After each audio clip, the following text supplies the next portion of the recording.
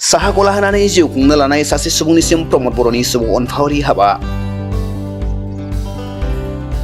जेरै खोथा होनाय एरैनो एकसन प्रमद बर'नि 1 दानसो सिगांनिफ्राय क'क्राझारनि मेडिकेल कलेज एन्ड हस्पिटालनि साखाथियाव साहानि गला होना जिउ खुंनो लानाय सासे सुबुंनिसिम बिटिआरनि गाहाय खुंगिरि प्रमद बर'नि गोसोआव नांथाव हेफाजाब। थांनाय सप्तासेसो सिगां मोनाबिलि समाव हान्थिनायाव दान्दिसे साहा लोंनो बिरन्जय बसुमतारी मुंनि सासे लाइमोननि साहा गलायाव हाबो बिटिआरनि गाहाय खुंगिरि प्रमद बर'आ। साहा दखानाव साहा लोंनायजों लोगोसेनो साहा दखाननि बिगोमा बिरन्जय बसुमतारीजों बिसोरनि दखाननि थासारि आरो नखरनि सोमोन्दै सावरायो बिटिआरनि गाहाय खुंगिरि प्रमद बर'आ। बिरन्जय बसुमतारीया गावहानो निजा दखान गैजायैलाय गुबुननि दखानावनो दानसेयाव 4,000 राङै भारायाव लानानै साहा गला होना जिउ खुंनो लानाय खौरांखौ मिथिनानै बिटिआरनि गाहाय खुंगिरि प्रमद बर'आ बिनो 1 बोसोरनि दखाननि भाराखौ होनो खोथा होबोयो। खोथा होनायनि 7 सान उनावनो जेरै खोथा होनाय बेबायदिनो मावफुङो बिटिआरनि गाहाय खुंगिरि प्रमद बर'आ। खोथा होनाय बायदिनो दिनै मोनाबिलियाव बिरन्जय बसुमतारीनि गासै 1 बोसोरनि दखान भाराखौ 10 नं देबरगाव ब्लक इउपिपिएलनि आफादगिरि बिजित बसुमतारीनि आखाइनि गेजेरजों दैथायहरो आरो गथायनानै होयो। नंगौ, जोङो दिनैहाय देबरगावनि सिङाव थानाय जोंनि बेसरगावनि मेडिकेल कलेजनि लांगोनायावहाय जोङो मोनसे साहा दखानाव दंफैयो। बेयाव आंजों लोगोसे दंफैयो जोंनि देबरगाव प्राइमारिनि गाहाय नेहाथारि, लोगोसे आफादगिरि आरो गुबुन गुबुन बिबानाव थानाय जोंनि सोद्रोमाफोर आरो लोगोसे जोंनि देबरगाव ब्लकनिफ्राय आंजों लोगोसे जोंनि दैदेनगिरि बिथांमोन दंफैयो। फैनायनि उद्देश्यआ जाहैबाय सप्तासे सिगाङावहाय 6 दिनसो सिगाङावहाय जोंनि बिटिआरनि चिफ मानगोनां प्रमद बर' सारा दिनै बे मेडिकेल कलेजनि लांगोनायाव थानाय सासे लाइमोन बर' सेंग्रानि साहा दखानाव बिथाङा साहा लोंनो थाखाय जिरायफैदोंमोन। बे समाव बिथाङा बिथांनि खामानि मावनाय गावनो बेक्तियानो गावनो हारसिङै खामानि मावनानै बे मोनसे फिसा दखान सालायनायखौ नुनानै गोसोआव बिथाङा खोब गोजोननाय मोनलांदों।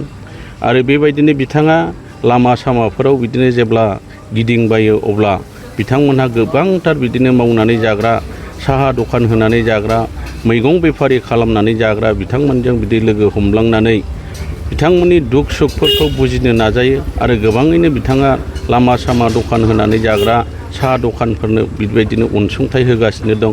आरो जेराव गाव साहा लोंनो हाबो बे दखानफोराव हाबनानै दखानदारफोरनि दुख सुखफोरखौ बिथाङा बुजिनानै लायो।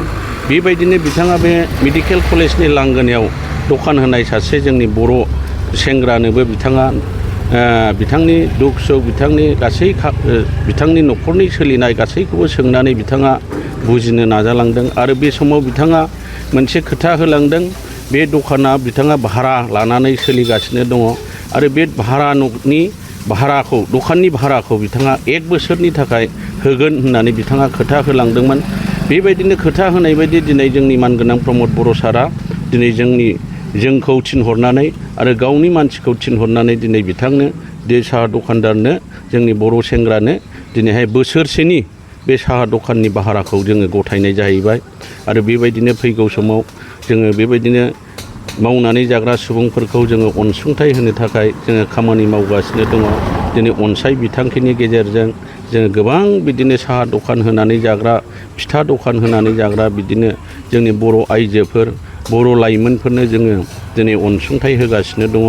जोंनि देबरगाव समस्तियाव दिनैहायसिमाव जोङो 600 जननि बारा मानसिफोरनो जोङो अनसुंथाइ होबाय आरो माखासे जोङो सप्तासेनि उनावनो जोङो 200 जन मानसिफोरनो जोङो अनसाय बिथांखिनि चेकखौ राननानै होगोन। जोंनि प्रमद बर' सारनि दैदेननायाव जों बेफोरबायदि खामानिखौ जोङो मावनो हागासिनो दङ। आरो दिनैनि थारिखआवबो जोङो बे बेसरगावनि मेडिकेल कलेजनि लांगोनायाव थानाय बे साहा दखानाव दिनै मानगोनां प्रमद बर' सारा गाव खोथा होनाय बायदि दिनै जोंखौ दैथायहरनानै दिनै जोंनि आखाइजों बे साहा दखानदारनि बोसोरसेनि न' भाराखौ जोङो दिनै गथायनानै होनाय जाबाय।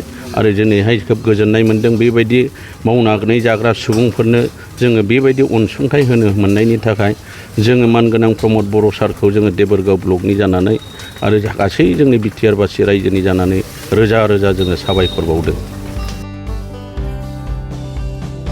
बे समाव 1 बोसोरनि दखान भाराखौ मोनफुंनो हानानै गोजोननायजों बिटिआरनि गायखंगिरि प्रमद बर'खौ साबायखर बावो बिरन्जय बसुमतारी आरो अनसुलि बिसिया। नोंथांनि मुङा मा मुङा? बिरन्जय बसुमतारी। नोंथाङा बेयाव माब्लानिफ्राय एबा बेसे गोबावनिफ्राय बे दखानखौ सालायगासिनो दं? दखानखौ होनाया आं मास मोनसेल' जादों सार। औ। ओरैनो माबायदि सोलियो दखाना दा? सोलिनाया एखमबा बिदिनो सोलियो ओमफ्राय एखमबा बिदिनो गैया जायो आरो। दखाना गावनि ना भारायाव लानानै होदों? भारायाव होदों सार। जिहेतु दिनै जोंहा नुनो मोनदों जे बिटिआरनि गाहाय खुंगिरि प्रमद बर' बिथाङा नोंथांनि दखानाव साहा लोंलांदोंमोन होननानै जों खोनादों आरो बे साहा लोंलांनायाव नोंथांनो खोथा होलांदोंमोन नोंथांनि दखान भाराखौ होलांनो थाखाय दिनै गमामायैनो होफैनायखौ जों नुदों। मा बुंगोन बे समाव? आङो गोजोननाय मोनदों बे माबाखौ बानस'नायनि थाखाय सार। भाराया मासाव बेसेबां? मासाव 4000 ओमफ्राय 2000खौ माबानिफ्राय दाननाय जायो आरो ओमफ्राय 2000खौ होनांगौ जायो केस। दा बोसोरसेनि थाखाय नोंथांनि दखाननि भाराखौ होलांबाय बे समाव मा बुंगोन बिटिआरनि गाहाय खुंगिरि प्रमद बर'आ जि नोंथांखौ बेबायदि अननानै बे अनसुंथाइखौ होलांबाय? गोजोननाय मोनदों सार। नोंथांजों लोगोसे दखानाव सोर सोर दङ दा नों खामानि मावग्रा हिसाबै? आं दखानाव लोगोसे आंनि बिब' दङ मावग्रा हिसाबै ओमफ्राय आंनि हिन्जाव दङ। मा गामिनि? आङो लावरिपारानि। औ, गौरां हाइ स्कुल खाथियावनो जोंना न'आ। प्रमद बर'खौ साबायखर बावनो सानना साना नोंथाङा? बावगोन सानो सार। प्रमद बर' सारनिसिम गोजोननाय थाबाय आरो साबायखर थाबाय सार। नोंथांमोननि जिहेतु साहा दखान दिनै प्रमद बर' सारनि थिननायाव नोंथांमोनाव अनसुंथाइ होफैदों दखान भारानि नामाव, मा बुंनो सानो बे समाव? गोजोननाय मोनबाय सारनिफ्राय। माब्ला फैयामोन बेलाय नोंसिनि दखानावलाय? मा बाराव मा खैटारिखआव फैयामोनथाय आं गोसोआव गैला। साहा लोंफैदोंमोन नामा? औ, साहा लोंफैदोंमोन, लोंनानै थांबाय, मोजां मोनलांदों। बेनिफ्राय मा खोथा होलाङामोन बियो? बिदिनो दखाननि भाराखौ बोसोरसेनि होनो होननानै बुंलांदों नालाय दा बेखौनो जोंबो जेबो मोनाखै, मोजां मोननानै जोंबो बेखौ दे होननानै थाबाय आरो।